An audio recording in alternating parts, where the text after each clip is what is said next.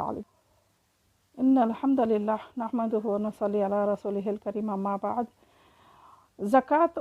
کن چیزوں پر واجب ہے اس کا چھوٹا سا جائزہ لیں۔ سونا چاندی پہ زکوٰۃ واجب ہے، سونے چاندی کے زیورات جو بنائے جاتے ہیں اس پر بھی زکوٰۃ واجب ہے، اور نقدی رقم یا نقدی رقم کے پذیر جو ہے دستاویز جو ہوتے ہیں اس پر بھی زکوٰۃ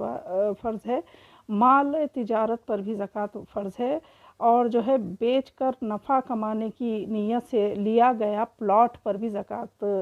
ادا کرنا ضروری ہے۔ کاروبار کی نیت سے خریدی گئی تمام چیزیں اس پر زکوٰۃ دی جائے گی، اور کمیٹی کے جمع کرائے گئے اقساط جو یعنی قسطیں رہتی اس پر بھی زکوٰۃ دی جائے گی، اور دیا گیا قرض جس کی واپسی کا جو ہے نا امید ہوتی ہے، وہ قرض جس کی واپسی کی امید ہوتی ہے اس پر بھی زکوٰۃ جو ہے واجب ہے، اور انشورنس اور پرائز بانڈ کی اصل رقم جو ہوتی ہے اس پر بھی زکوٰۃ واجب ہے، اور جو شیئر مارکیٹ سے شیئرز لیے جاتے ہیں اس پر بھی زکوٰۃ ہے، اور زمین کی پیداوار جو ہوتی ہے سال کو سال اس پر بھی جو ہے زکوٰۃ ہے، اور جو ہے نا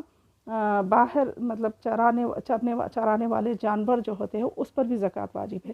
بس آپ لوگ یہ دیکھ لیجئے کہ اس کو 1 سال کی مدت ہونی چاہیے، گزرنی چاہیے، اور نصاب کے مطابق اگر وہ اس کی روشنی میں نصاب میں آ رہا ہے، جیسا 1 لاکھ روپے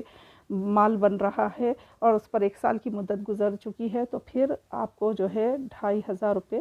زکوٰۃ نکلے گی۔ اسی طریقے سے پورے چیزوں پہ جو ہے نا اسی طریقے کا رولز آئیں گے کہ 1 سال کی مدت گزرنی ہوگی، اور اس پر جو ہے نا 1 لاکھ روپے اگر ہو گئے ہیں تو آپ اس پہ زکوٰۃ نکالیں گے، اگر 40,000 ہو گئے ہیں تو 1,000 روپے اس کی زکوٰۃ ہوگی۔ بس اس کا لحاظ رکھیے۔ وآخر دعوانا الحمدللہ رب العالمین۔